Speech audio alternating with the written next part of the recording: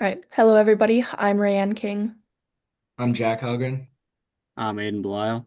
I'm Owen Raby. and today we will be presenting why IKEA should enter the Vietnamese market. So, just going over a quick little agenda for today. First, I'm going to go over a little introduction. Then we'll get into the country and market insights, as well as market entry and strategy. Then we'll talk a little bit about the marketing side of things, as well as operations and financial highlights. Then we'll get into CSR and our implementation plan. And then finally, I'll just go over a few closing takeaways. So, a little introduction kind of about why we chose IKEA to enter the Vietnamese market. First of all, there's a little bit of global motivation there. IKEA needs new growth because traditional markets in Europe and North America are kind of just becoming a little too crowded for IKEA. Our main goal is to expand for them. We recommend an immediate entry into Vietnam in order to kind of capture the fastest growing market in Southeast Asia at the moment. Our main goal again is to kind of establish IKEA as a top brand for affordable as well as sustainable furniture in the region. And for our future vision, this move kind of just secures IKEA's long-term revenue, and builds early loyalty within this new generation of shoppers that are there in Vietnam. Looking at the market insight and country analysis, again, Vietnamese furniture consumption has jumped by 30% over the last 10 years, which is pretty substantial. There's been a little bit of a demographic shift in the market as well. The growing middle class now kind of has more money in order to spend on modern home goods. More of a city trend going on. There's massive growth in cities like Ho Chi Minh City and Hanoi, which kind of creates a specific needs for different space-saving designs. There's a lot of different institutional barriers, though, so we kind of have to navigate complex government regulations and high levels of state influence on the business, as well as risk management. So, kind of success really does require a partner who understands the local legal and political landscape within that section. So, how would we enter the market? We would do a joint venture with a local partner. This reduces the risk for regulatory uncertainty and institutional differences. It also provides local expertise in culture, consumer behavior, and business practices. And we would share financial investment and operational responsibility. This improves the ability to navigate legal, political, and supply chain challenges. And just overall, a joint venture will balance risk control and local adaptation. So now looking into the strength, weakness, opportunity, threat analysis. The strengths are IKEA is a strong global brand and has a reputation for affordability. It also is an efficient, low cost, high volume business model. They also expertise in flat pack, space saving furniture. And IKEA has established commitment to sustainability and CSR. Weaknesses, limited brand awareness in Vietnam. IKEA's standardized model may not fully match local preferences and high initial investment costs, such as the stores and logistics. And so the opportunities is there's an estimated, as stated before, an estimated 30% growth in furniture demand over the last decade. Vietnam has rapidly expanded urban middle class, has a rapidly expanding, strong local manufacturing and base for sourcing, and growth of online shopping, e-commerce, and digital consumers. And the threats would be that there already is a pretty strong local furniture competitor. Like there's a couple competitors that offer lower prices generally, and other competitors in e-commerce such as Amazon and Wayfair. Government control and Vietnam's infrastructure and logistics challenges, and then there's the risk and ethical sourcing, which would be like illegal logging concerns. And the pestle analysis for Vietnam, political and legal. They have a stable government, but their regulatory uncertainty could be a problem. Vietnam has complex foreign investment and labor laws and will require local partnerships to be strong. Rapid growth plus expanding middle class, low labor costs, infrastructure gaps is the economic. Social would be demand for modern, affordable furniture, and Vietnam has a lot of small living spaces, so they have the need for space saving furniture, and Vietnam has price sensitive consumers. Technological, Vietnam is developing quickly in terms of digital adoption. Vietnam can support both the online and in-store model. However, it's still behind on developing technological infrastructure. And environmental, the main risk is deforestation and illegal logging. And there's a high pressure for sustainable sourcing. And Vietnam requires supplier monitoring and audits. So the market entry strategy and competitive positioning, expanding into international markets is not simply a pathway for growth, but it also brings a heightened level of responsibility for multinational corporations such as IKEA.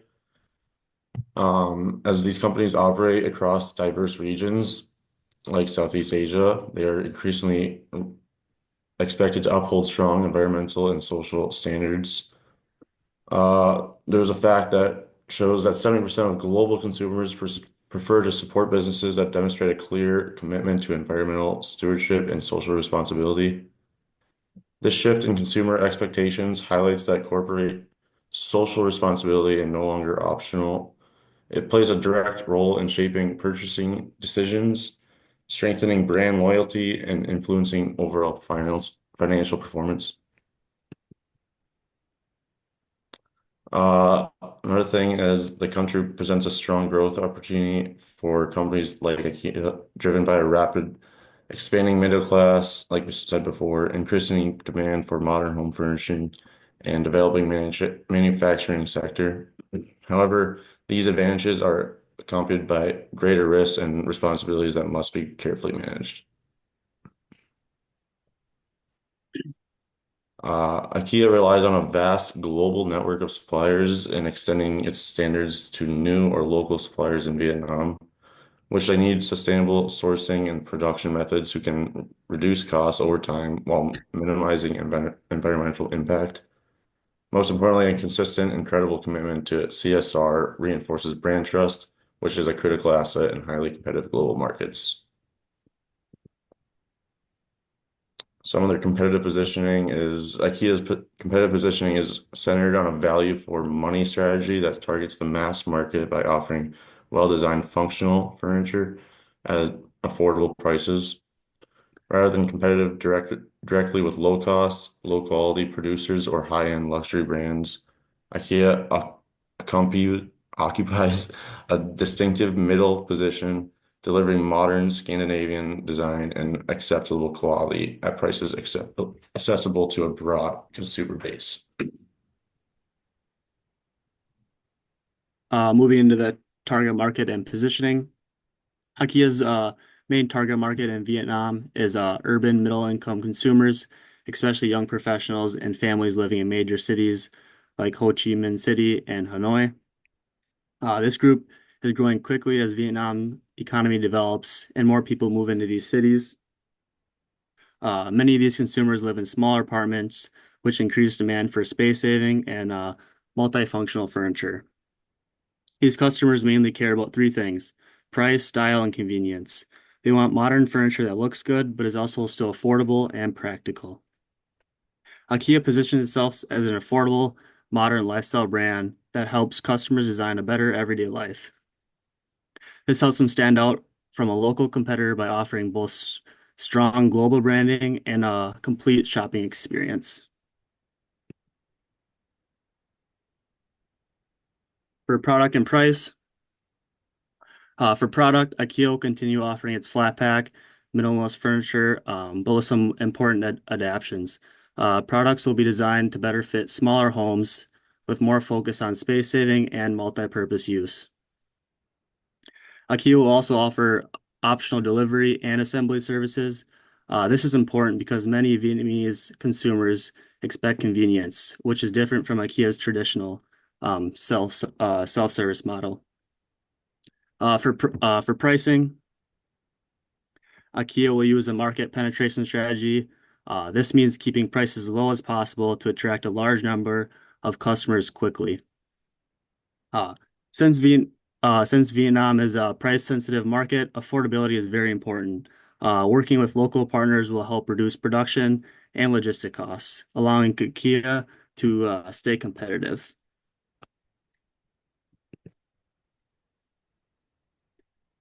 For place, IKEA will use a combination of large physical stores and e-commerce.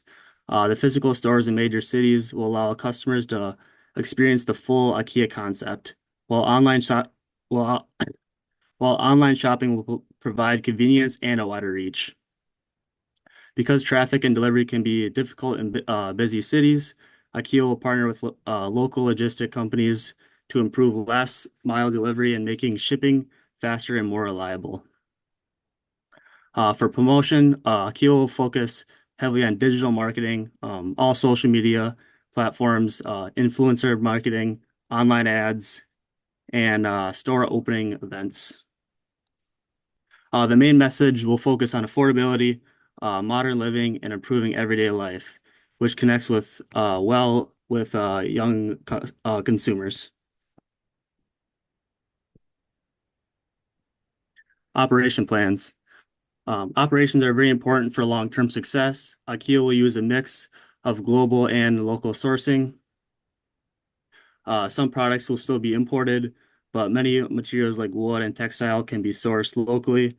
Since Vietnam already has a strong manufacturing industry, this helps reduce cost and improve efficiency. IKEA will also build distribution centers near major cities to improve delivery speed and manage inventory more effectively. From staffing standpoint, most employees will be hired locally because they'll understand the culture and the customer's expectations. However, IKEA will bring in some experienced managers at the beginning to help train staff and maintain global standards. Training programs will be also pretty important to ensure employees understand both their roles and IKEA's customer service values.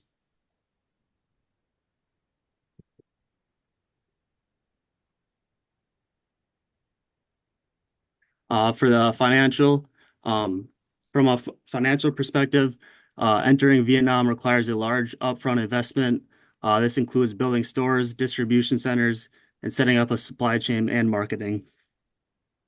IKEA operations on a high volume, low margin model, meaning it focuses on selling a large number of affordable products instead of high priced items. It also earns additional revenue from services like delivery, assembly, and in-store purchases. And then e-commerce will also play a growing role in revenue. Because of the high startup costs, it may take around 5 to 10 years to break even. However, once established, IKEA benefits from strong brand recognition and efficient operations. Overall, by combining global strengths and local adaptations, IKEA has a strong opportunity to succeed and grow in the Vietnamese market.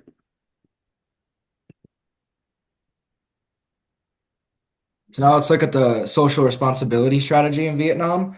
So the environmental responsibility, we will have certified sustainable wood sourcing, supplier audits to prevent deforestation, lower emissions through an efficient supply chain, labor and ethics. We would be using the IKEA supplier code of conduct. Well, it will be enforced, fair wages and safe working conditions, and regular compliance monitoring.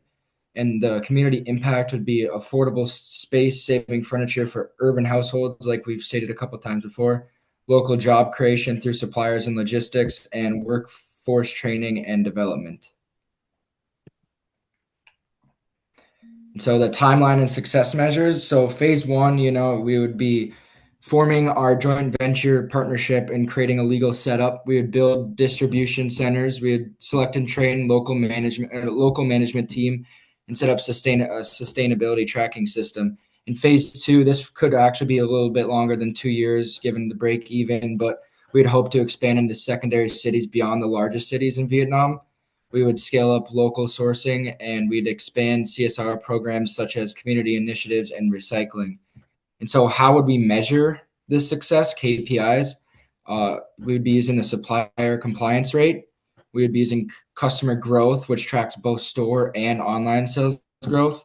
We would be tracking the delivery performance, so the speed and reliability of the delivery, and also the sustainability impact, so recycled use and trying to reduce our carbon footprint.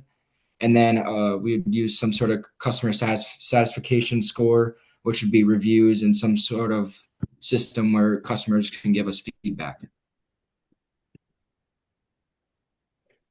Yeah, so in conclusion, we kind of had three main takeaways from what we wanted to present to you. First is that there really is just a growing market for IKEA in Vietnam. Again, using that statistic again, Vietnam's furniture use has grown by 30% in 10 years as the middle class expands. Um, this is pretty this is a pretty high percentage, so we really think that there is kind of just that market for IKEA. By opening in cities like Ho Chi Minh City and Hanoi, IKEA really can just kind of meet the high demand for modern space-saving furniture. We also think it's kind of a smarter way to enter, the way that we propose, which is a joint venture with a local partner. This will really just help IKEA navigate those local laws and cultural differences.